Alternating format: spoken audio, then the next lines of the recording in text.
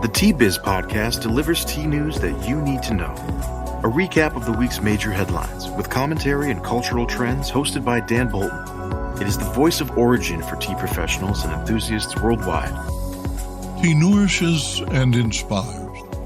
It is an ancient plant-based medicine that heals and energizes the body while soothes the mind. Transforming the leaf requires a fusion of artistry, craftsmanship, and commerce. The tea trade is fundamentally local, yet exerts a global influence, generating $260 billion in sales and employing millions to enhance the well-being of all.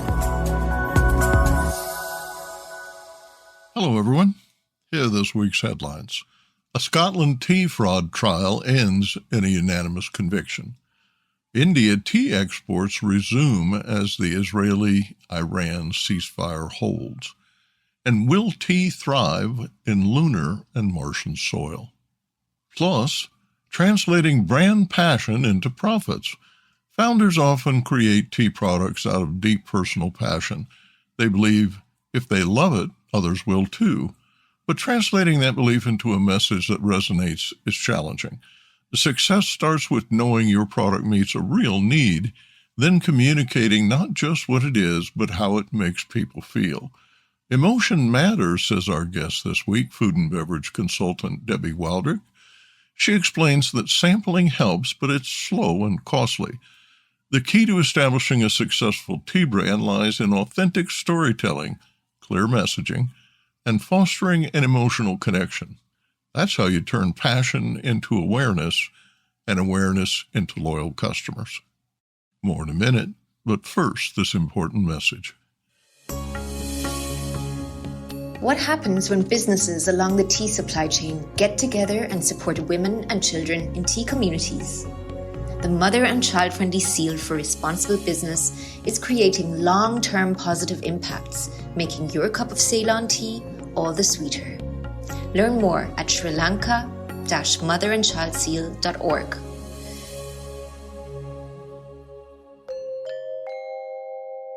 Con man Thomas Robinson was sentenced to 3.5 years in prison for defrauding buyers of over 550,000 British pounds for tea he claimed was grown in Scotland.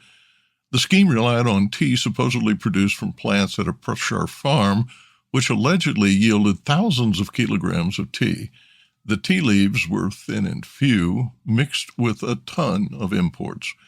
Marketed as the Wee Tea Plantation, the line included Dalrock White, a smoked white tea, Silver Needles, Highland Green, and an unusual tea made from stems that he called Scottish Antlers. Robinson started selling the tea as a single estate product at high prices, supplying 5-star hotels in the UK and the EU. Demand far outpaced production, so he negotiated with local smallholders and an Italian grower to import plants at a rate of €3 each. It was later revealed he also bought tea from Sri Lanka, Malawi, and China through a London dealer. Using the alias Thomas O'Brien, Robinson, 55, planted thin samplings on a former sheep ranch near Loch Tay. He claimed the sheathing for the tea trees was developed to replant trees in the Amazon rainforest. The sheaths protected the soft bark from the weather and accelerated growth, he said. The plants, however, soon perished. Marketing materials, including press releases, described his products as, quote, Scottish-grown tea that comes from gardens in our farming heartlands in Perthshire, Dumfries, and Galloway, end quote. Prosecutors called his claims, quote, the CV of a fanaticist. In addition to the tea, Robinson operated a nursery selling 22,000 plants to other growers at £12.5 each. His story began to unravel in 2017 after the Perth and Kinross Council found the farm did not have a food processing license. In 2020, the Scottish Food Crime and Incidents Unit, a government-run consumer protection group, after months of investigation, began submitting evidence to prosecutors. The court heard the case over a period of 3 weeks. The jury verdict was unanimous. The Wall Street Journal titled its article, The Great Scottish Tea Swindle. The newspaper wrote that, quote, Oddly, Robinson's the godfather of the Scottish tea industry, said Isley Henderson, who had been growing tea on the hilly banks of a Scottish loch for 7 years and is now producing enough to sell to high-end restaurants. Quote, he sparked people's interest in it, end quote. Scotland is now home to 30 commercial tea gardens. Due to escalating tensions in the Middle East, India, one of Iran's top tea suppliers, suspended exports last week, causing significant bottlenecks at the Kolkata port. A 12-day exchange of missiles, bombing runs, and drone attacks led to the disruption of tea auctions in Kolkata and Guwahati. Traders reported a 10% decline in sales of orthodox tea, a preference among Iranian tea drinkers. The war has stranded consignments, led to canceled departures, and created a deep uncertainty. Buyers were relieved as limited trade resumed this week. Iran purchases about $40 million, that's 150 crore of tea annually at prices ranging from 300 to 325 rupees per kilogram. Iran imported approximately 35 million kilos of Indian tea last year, which is about 1/4 of the 120 to 130 million kilograms India produces annually. And Shuman Kanoria, chairman of the Indian Tea Exporters Association, told the Asian News Network that, quote, with the ceasefire, tea traders have returned to the auction centers and are shifting their focus back to orthodox tea from CTC, end quote. The shipping hazards due to missile attacks in the Red Sea forced tea suppliers to avoid the Suez Canal since November of 2023. Closure of shipping lanes through the Straits of Hormuz would have profound implications for the global tea supply chain. The International Tea Trade reports that India experienced a 15.5% increase in the value of its tea exports last year compared to 2023, making India the world's fastest-growing tea exporter. The situation is quite different this year as India-Pakistan border tensions disrupted demand from Pakistan, which primarily buys South Indian tea. Production is steady, but a slowing global economy and geopolitical unrest in Russia, Ukraine, Pakistan, and now the Middle East have depressed prices since April. Bought leaf factories paid an average of 14.5 rupees per kilogram for green leaf in May. Prices are likely to fall further in June, according to projections from the Tea Board of India.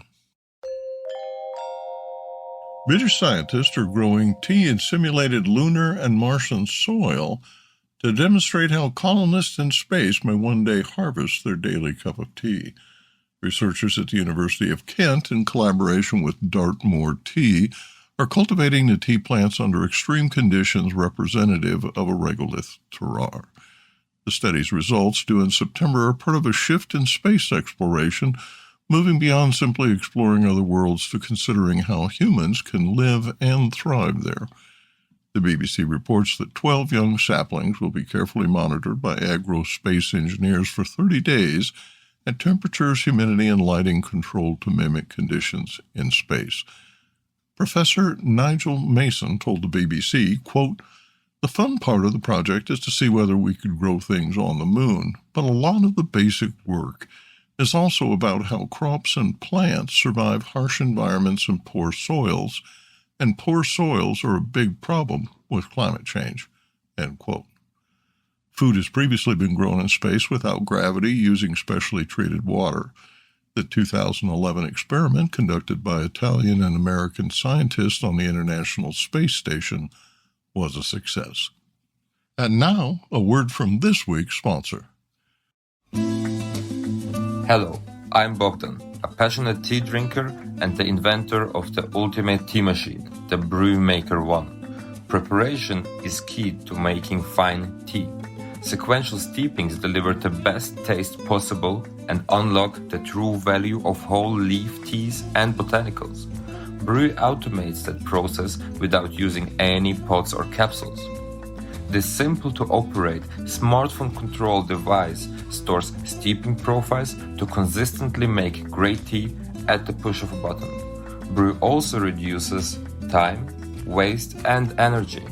That's because I engineered the brew to remember control settings for temperature, brewing time, and quantity. Using my patented process lets you stack steeps simply and conveniently. Founders often create tea products out of deep personal passion. They believe if they love it, others will too. But translating that belief into a message that resonates is challenging. Success starts with knowing your product meets a real need, and then communicating not just what it is, but how it makes people feel.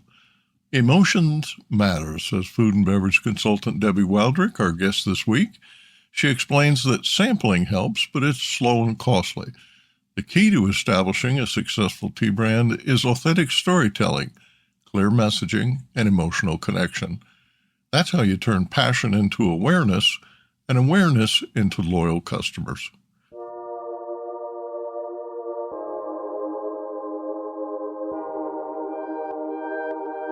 Debbie Wildrick has over 30 years of leadership and experience in sales, marketing, operations, and channel strategy within the consumer packaged goods industry. A recognized expert in brand building and distribution, she specializes in helping entrepreneurs scale through strategic growth. Debbie spent 6 years as Chief Strategy Officer and co-founder of Metabrand and now leads her own consulting firm. Her executive background includes roles as president of the beverage division at Frey Farms, executive vice president at Hemp Fusion, and CEO of Bazzi, a Colorado-based nutritional beverage company. She began her career in marketing after earning a degree from the University of Texas at Dallas and previously served as Senior Director of Vault and Proprietary Beverages at 7-Eleven. Thanks so much for joining us on our program, Debbie. I follow your work and appreciate that you're taking the time to help tea farmers learn the basics. Hi, Dan. Consumer interest in tea increased during the COVID-19 pandemic, a period when producers were temporarily unable to harvest or process tea and faced a sharp decline in food service demand.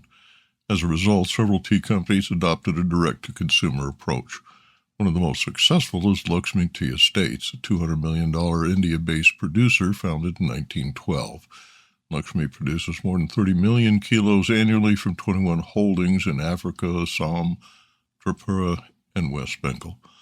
CEO Rudra Chatterjee first explored digital direct sales within India in 2021 before launching a U.S. product line that now generates approximately $3 million a year selling tea globally on Amazon Marketplace. Looking at Lakshmi's website together, can you explain why consumers find a direct appeal so attractive? We've begun to talk about this a lot over the years. Today's consumer and what they really are looking for and what I always said, what drives them to buy, right? It's not just about the consumption the first time around, but it's buying again and again and consuming again and again. You know, we're very much a society that responds to the emotional element of a product. We have to find that link in our marketing and branding that is that emotional link. And, you know, he's doing it with certainly the pictures and the description of the slopes that he's buying it on. The biodynamic estate produces a rare cosmic tea, you know, using words that are important to that consumer that's looking for that emotional link. And then the other thing is the experiential link. You know, I was talking to my husband about this. He's born and raised in Kenya and then spent most of his adult life in London, and then has been traveling around a lot for the last 5 or 6 years. You know, he's very, very particular about his tea, but he's also very much a coffee snob too. So we only use the French press. And where I'm getting at is that whether it's an experience, it's an event, doing tea, and especially from a loose leaf perspective, and it requiring a little bit additional equipment. And we're very much consumers that want to really, truly experience our food and beverage and really make a big deal out of the event. How does someone who's truly skilled at growing something and capable of making delicious products go about sharing their secret with the rest of the world? They want others to know about this amazing stuff so that people can order it. Really, really great question, because as an entrepreneur, we actually believe that we have created something amazing. A lot of times as an entrepreneur, the reason that we create something is because we believe that it is not available out there, but that there is definitely a consumer need, because I want it so much and I believe in it so much that I believe that everyone else will. And so it's very, very difficult to communicate that passion, that drive that leads us to really create and make this magnificent product. And on top of that, we only really have the real estate of the bottle. Social media has become very much a great marketing tool, but you know what? If you don't have any followers, then how can you communicate via social media?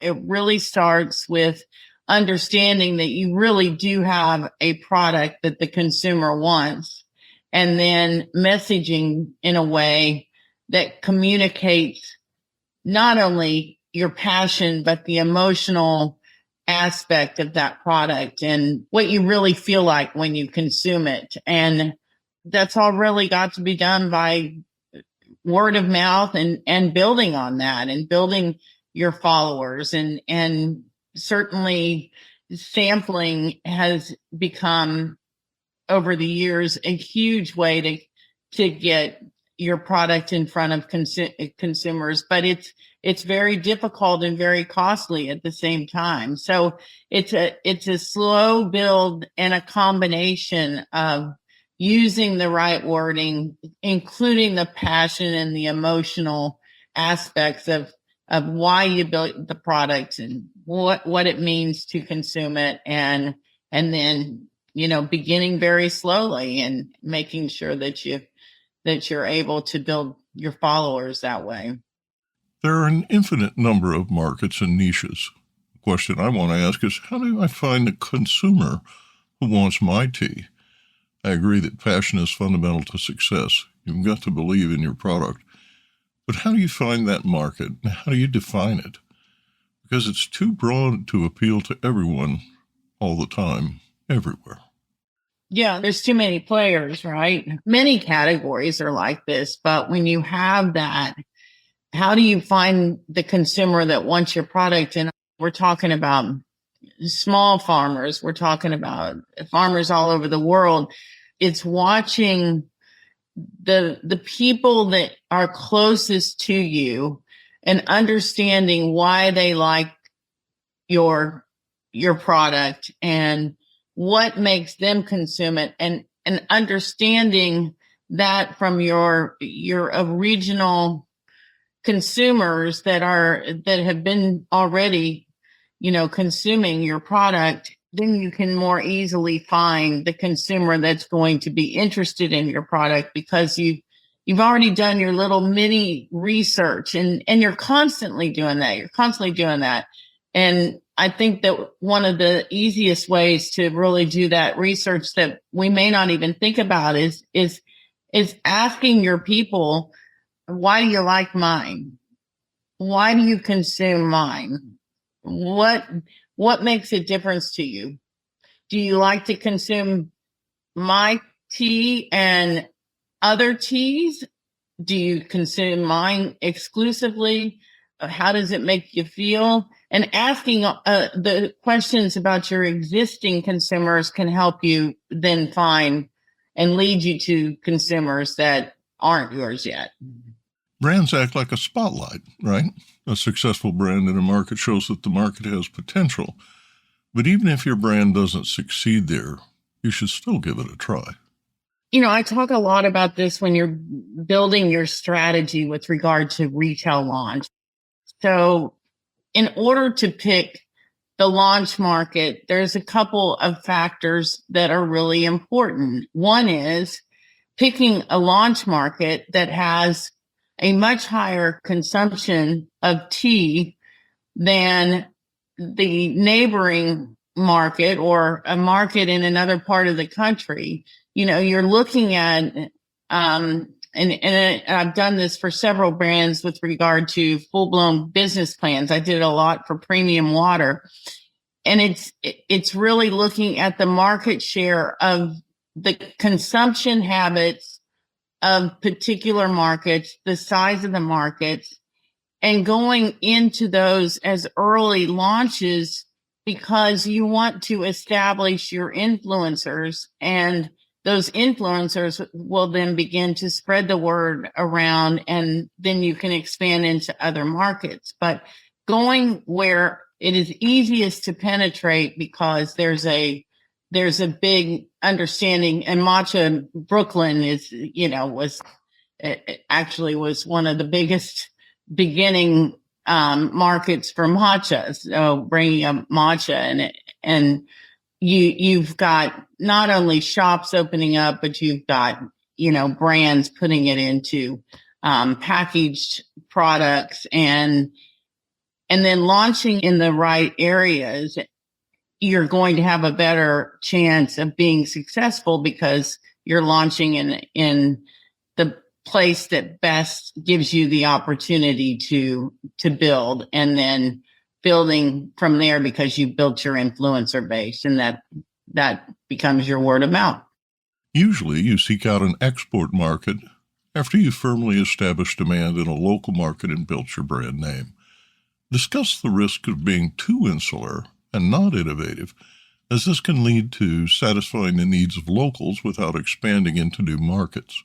Bottom line, when you enter a new market, you learn new things. Yes, you absolutely do.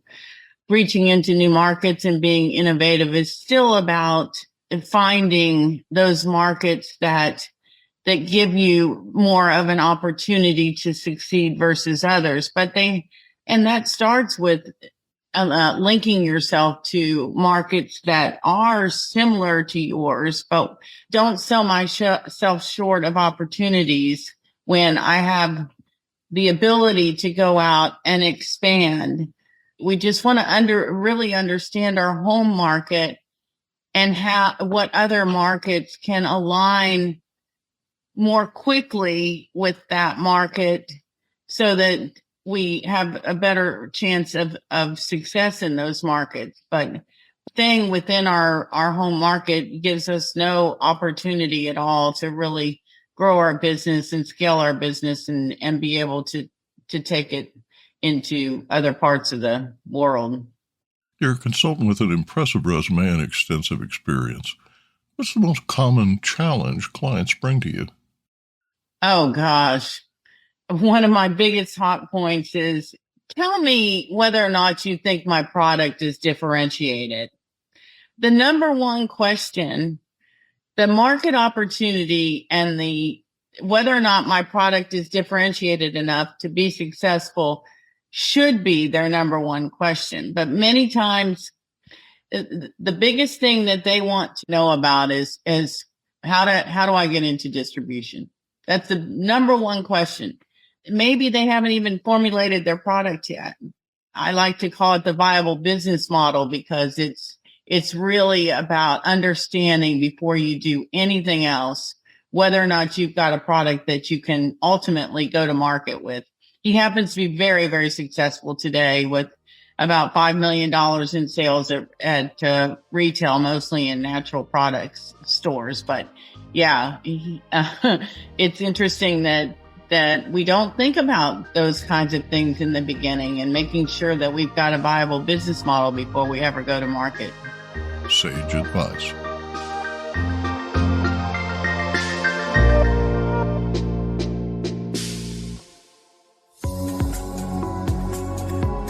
Intrigued by what you heard in today's podcast? Would you like to learn more from our global network of T-Biz journalists and tea experts? Remember to visit the T-Biz website for more comprehensive coverage. That's www.t-biz.com.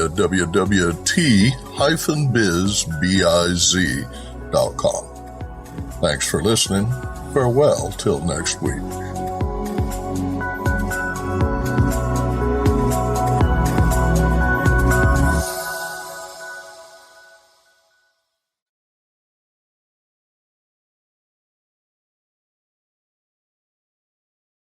Produced by Audavita Studios. Connect your voice to the world.